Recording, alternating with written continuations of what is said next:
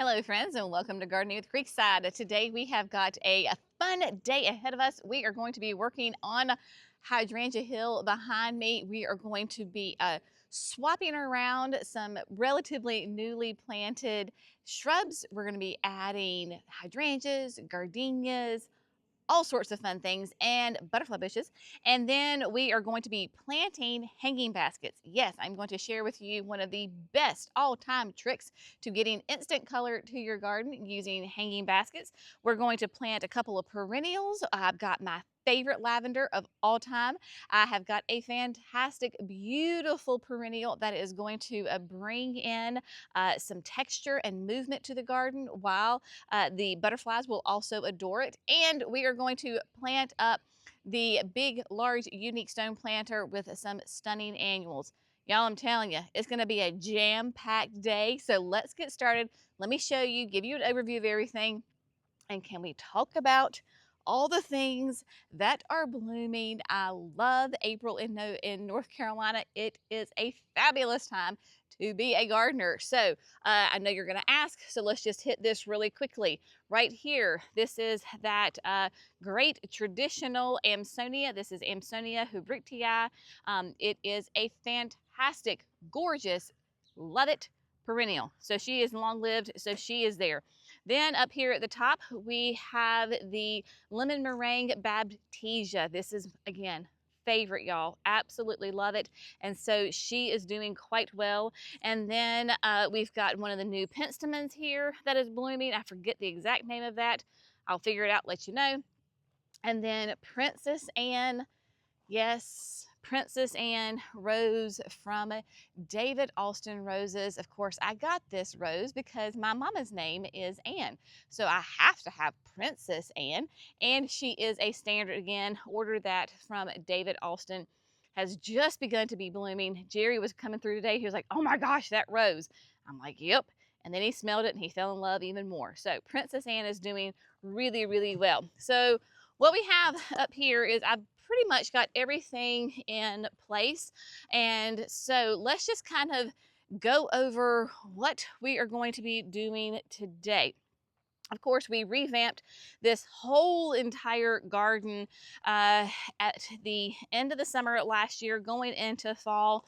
But Hydrangea Hill has been here for many years. We have the firelight hydrangeas back there. We did have little limes, but when we did the whole revamping, they got gone. So we're going to add some more hydrangeas to Hydrangea Hill, along with, like I said, gardenias and butterfly bushes. So when we planted this back at it was late summer when I planted it, and some of these shrubs, y'all, they're just struggling. They are just, they're just having a hard time. So we're going to take them out. I'm going to repot them. We're going to rehab them and use them at a later date. Earliest would be like in the fall. So what we're going to do is I have got some gardenias from Southern Living. They sent these to me back in the late fall, well, late summer, early fall, and I knew it was not the best time to plant gardenias, so we overwintered them in the greenhouse. Now's a great time to plant them. This is Jubilation. Jubilation will be 3 to 4 feet tall and wide. Full sun to part shade, does that double bloom, which I am very particular about. Hardy in zones 7 to 10, and yeah, so they like well-drained garden soil with rich organic matter. They have got buds on them, so we've already got buds. If you have followed us at any length of time, you probably know that gardenias are my #1 favorite flower. They always have been. I am sure they always will be. So if I can add more gardenias to the garden, I'm going to do that. So I have got 3 of those that we're going to add. I still have 2 left over. We might tuck them in other gardens somewhere else. So the 3 Jubilation are going to go in. Also, we're going to put in 2 of the Pugster Amethyst butterfly bushes. I'm going to really kind of lean in to those pinks and those purples, lavenders, and Pugster Amethyst is just a fantastic continuous blooming shrub throughout the growing season. They have nice big leaves. That is one of the differences that I can like visually tell which one is amethyst within the Pugster series, because they have some of the absolute largest leaves. they will have huge, massive lavender amethyst colored blooms on it. And it is a petite one. So all of your pugsters basically are a 2x2, right? So we have got 2 of those that are going in. I did go ahead and earlier put in one down there as well. So we'll have one in the terrace garden, kind of the cottage garden area, and then 2 of them up here. So basically, this is going to replace that abelia. This is going to replace that abelia. Another gardenia is going to replace a holly that I lost. And then as we make our way down, then we're going to go down here and grab, pick up those little tidbits. So Firelight Tidbit, I have these in the cottage garden below me. And so we're going to bring them back, bring them up here. So I have Firelights, which are the big daddies. Firelights will get, 6 to 8 feet tall and wide. Guess what Firelight Tidbit is? It's a little one, 3x3 basically for me, hardy in zones 3 to 8. And so we're going to put 3 of those in here as well. So we're going to replace this loropetalum. The loropetalums are struggling, so we're going to put Firelight Tidbit here. Then another gardenia is going to replace that loropetalum. Tidbit, go back to that holly, pugster to that loropetalum, and then this tidbit to that holly. So we're going to mix and match. We have these 3 different shrubs that we're going to pattern through here that will give me both evergreen color and, let's just be honest, we all love the summer color. We love the summer color. We love attracting butterflies. We love having the fragrance in the garden. We love having all of those flowers during the growing season. And when I say this is a high visibility area, this is a massive high visibility area. The most important visibility area is from our kitchen window. That's right, my folks. So we've talked about this before, the little kitchen, or the little window down on the bottom. That's above our kitchen sink. And as we know, we all spend a lot of time in our kitchen sink. And so this is like, man, I see this and I cannot wait to get these plants in here. So those are the shrubs that we're going to do. Then we're going to plant some of the hanging baskets. Super Tunia bubblegum. That's right, my friends. So I have got 6 of them. These 2 are up on the wall. I didn't have any room to put these guys up on the wall, so they're going to go up here. Basically, we're going to plant them kind of here on the edge, making sure, though, not to cover up my landscape lighting. Because if I were to plant a Super Tunia Vista bubblegum, within like right here, they're going to cover up my landscape lighting. I'm not going to be able to see, which that's no fun. We're also going to add in, this is a great perennial. This is a perennial for me. They sell it as, and we sell it as an annual. This is the Carolee Petite Pink Guara. Y'all, look at that. Is she not gorgeous? And because it is a petite guara, it is going to be 14 to 20 inches tall. And so we're going to smatter these up through the garden. They are going to give us a beautiful movement because they are wispy. So let's see, let me show you that, right? Look at that structure on that. Love it. So we're going to put that up there. It will be a perennial in zones. Let me find it. 6A to 10B. So there you go. Buy it as an annual, use it as a perennial. Gonna get those in there. And phenomenal lavender. I gotta have my lavender. The best lavender for the South, in my opinion. Love, love, love phenomenal lavender. It does great for us. It is getting ready to, it's got some buds on it already. So we're gonna do those. And then what we're going to do, probably going to do this first. We're going to plant up this unique stone container. It has a Goshiki osmanthus in it, and we're going to put these gorgeous annuals in there. It is going to be a beautiful pairing. So I have talked enough.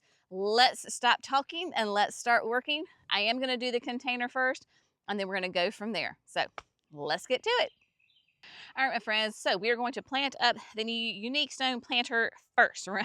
Start easy and get everything else done. Now, so what I did, you remember in the fall, we had like some pansies and some violas and some ivy and creeping jenny. That has all been pulled out. And what we're going to do is put in 2 different annuals. So absolutely stunning. We're going to use the Selenia apricot. This is a gorgeous begonia that loves the sun, but it also likes to have really well draining soil. So containers are perfect for this. I have the Selenia apricots also in the flower bed right beside the house. So this kind of ties everything in together. Will be really fun. The height on these are 8 to 12 inches. And it's full to part sun. Gorgeous color. It is going to look so pretty beside the Goshiki osmanthus. And then for another kind of contrasting color, and that is going to trail, we have got some Terenia. If you have never done Terenia, you are missing out. This is so easy. Your pollinators love it, and they are gorgeous. And it does have that kind of trailing habit to it. It'll only get 8 to 10 inches tall, but the spread on it is like over, a foot and a half. Now, this is the Summer Wave Large Amethyst. And the great thing too about this, sun or shade. So we can do either one, extremely versatile. This is considered a full sun area. The sun comes up behind me and then sets directly in front of me. So this gets hot, intense sun. This hydrangea hill is a very hot area. So all of these plants we're going to do today can handle that heat extremely well. So in here I do have some irrigation, and so I've got the little micro tubing. It is that brown that has the emitters every 6 inches or so. So I just have it in a circle going around the osmanthus, and it has the tube goes down in the bottom of the pot and then connects into the irrigation that is on the ground. So we have got that. Now, I do have to add in some soil because I did have those annuals. I pulled those out. I lost some soil. So then I need to replace some of that soil, and I'm going to use that black gold, that raised bed mix. Put that in there, add some biotone, slow release fertilizer, get them planted. Then we can move on to the next one.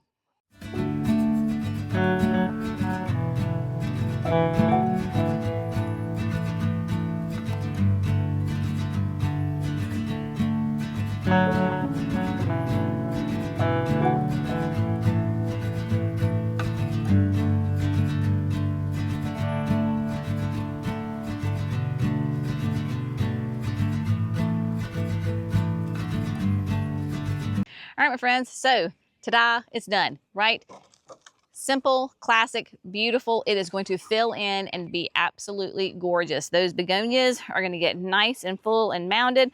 They're going to come over and just kind of kiss the edge right here, while the Terenia is going to get a little bit of height and then spilling over. I used a total of, I believe 5 of each. Yeah, so 5 of each, which is not, really that many annuals when you're talking about a container that is this massive. So it is going to be beautiful. The Goshiki, she is putting on new growth. Historically, they tend to be a little bit of a slower grower, which is perfectly fine because, like I said, in the meantime, I get to fill it up with gorgeous annuals. Now, what we're going to do now is go ahead and let's do the shrubs. We're going to take out the old shrubs. I've got my shovel, so I'm just going to dig them out. I don't think it's going to be that hard. Pull them out, and then I do have my 9-inch auger just to loosen up that hole. We're going to put some biotone in the hole and then go ahead and put the new shrubs in. So we're going to go ahead and do that, and then I'm going to meet you back here, and I think we'll go ahead after that. We'll do the guara and the lavender. Figure out where those are going to go because I know for sure where the petunias are going to go.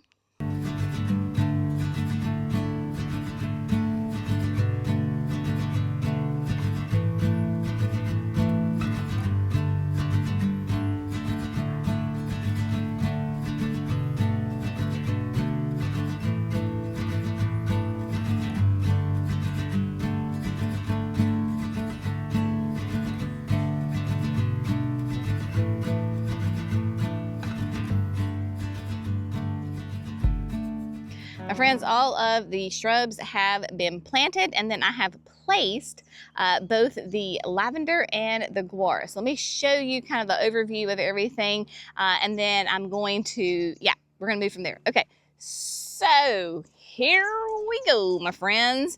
I've got the guara placed. I have 15 of them, and you'll see them. Obviously, they're not planted yet, so you'll see them in their little black pots around. And I'm going to use the 5-inch auger for this because this makes life so much easier. Just barely have to drill a hole for those little square pots. So that is great.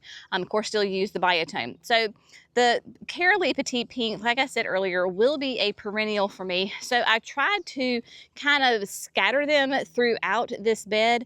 That way it brings real total cohesiveness to the bed, using that one plant multiple times without having them, you know, just kind of spread them out. It really just brings, like I said, that cohesiveness and ties everything together. I did the, because you can see them dotted in through here, different levels, right? Not bringing them super close down here to the bottom because this is where the petunias are going to go. Because they are a perennial, I want to keep them more up and not down here at the base of the wall, because if I put in annuals, this is where those annuals will go. But I also have those 3 phenomenal lavenders, and they will get, lavender, the trick with lavender is hot and dry. They have to have well draining soil. So I put them up higher on the hill and kind of between the firelights. So there's one here, then there's one down here. So those 2 were relatively close to each other.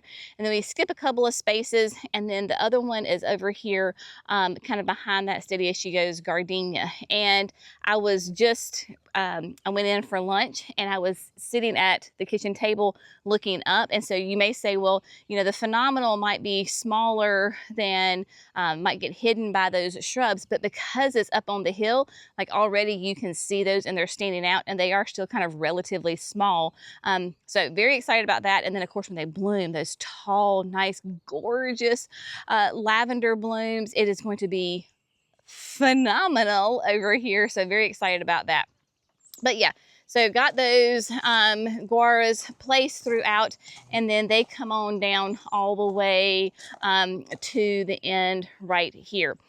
So we're going to go ahead and get those lavenders and the guara into the ground. And then I have placed the petunias where they're going to go, kind of spaced them out, basically looking at my light. And so I went over 1 whole block and a half a block.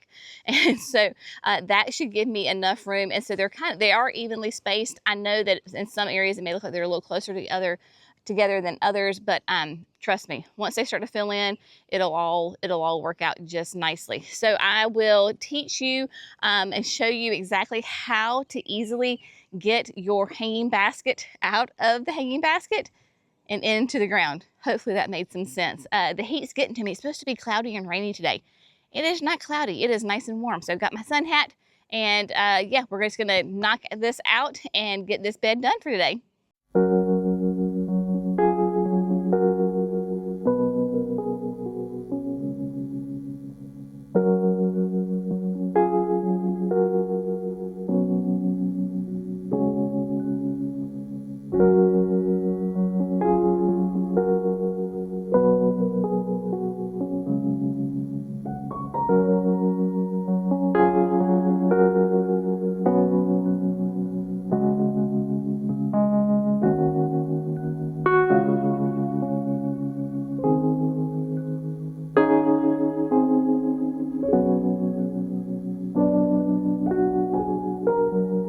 All right, my friends, I know you cannot really see my face, but what I have done is I have drilled the hole here, and everybody has, so the hole is drilled and we have biotone in there. So little trick, what you're gonna do is you're gonna take your hanging basket. Now, these hanging baskets have the wire hanger on them, okay? And there are 3 prongs in there. So what we're going to do is just go in. They're only flipped over once. So we're going to unflip them. If you have plastic ones, they can either snap in or you can just cut them. It does not matter, but you want to get the hanger off of the hanging basket. So it just takes 1 second to undo them. Pull out the hanging basket, the top, the hook. Now, what you're gonna do is you're gonna take your hand and you're gonna make a claw, okay? And just your fingertips are going to nestle on top of the soil. So you've made a claw, my tips of my fingers are on the soil. You flip it over, wiggle the pot off. If you have a saucer attached to your soil, take it off. Ours is built into the pot, and then gently flip it over. Make sure your hole's the right size.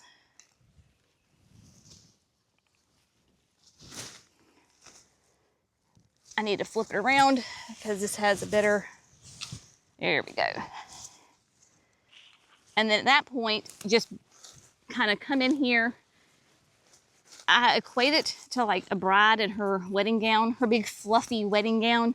And we're gonna get under here and we're gonna fluff it and bring the soil around the root ball, packing it down, and then boom, there you go.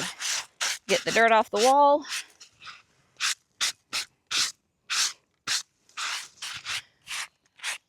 All right, and then there you go. You have this instant, gorgeous display of flowers in the ground using a hanging basket.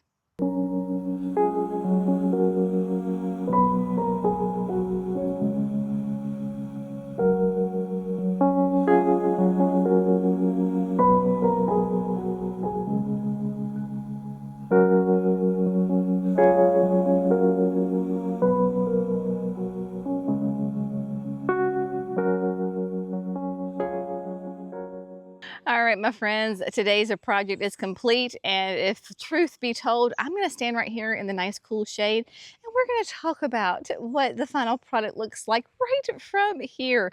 I tell you what, I wasn't mentally prepared for how warm it's going to be today, but it is a gorgeous day and I'm going to take the sunshine for sure.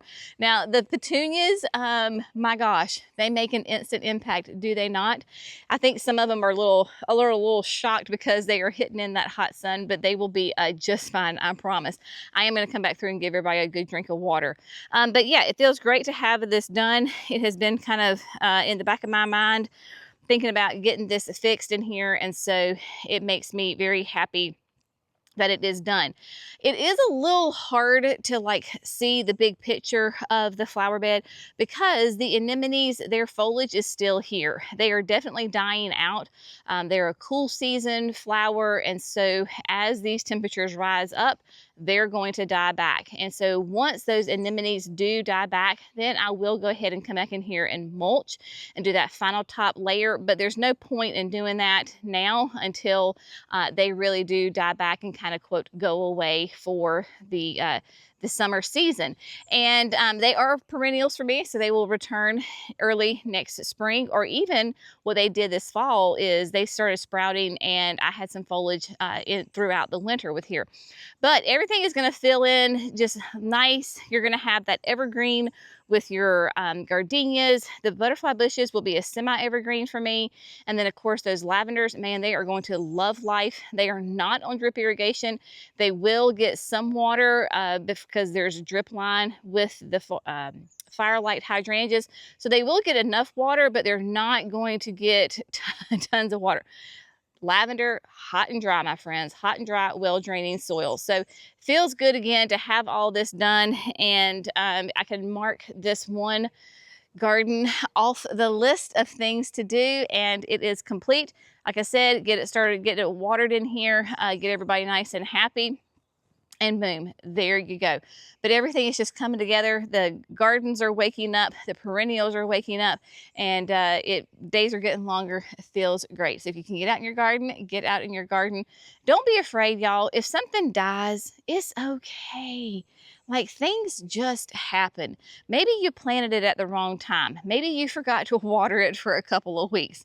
Maybe you gave it too much love and attention and you drowned it. There could be a whole host of reasons, or you could have done everything right in the entire world and the plant just up and dies. That is gardening, my friends. And so if that happens, don't feel discouraged. I mean, you can feel discouraged for a moment, but don't stay in that, right? Move on from that, a new opportunity. So yes, I had plants that were struggling in here. So what did I do? I went a completely different route, right? So I went with those gardenias, the butterfly bushes, the firelight tidbits. So when something doesn't work, it's just an opportunity to either try something different with that same plant, or go into a completely different route and just try something brand new. Don't ever be afraid just to try. I say gardening is just one big science experiment, and we're just trying to figure out what works in our gardens and within certain spaces. So I hope you have found this fun, informative, and inspirational. We would love it if you would like and subscribe to Gardening with Creekside. That way you don't miss those 5 videos every week. Y'all have an amazing day. We'll see you in the next video. Bye, friends.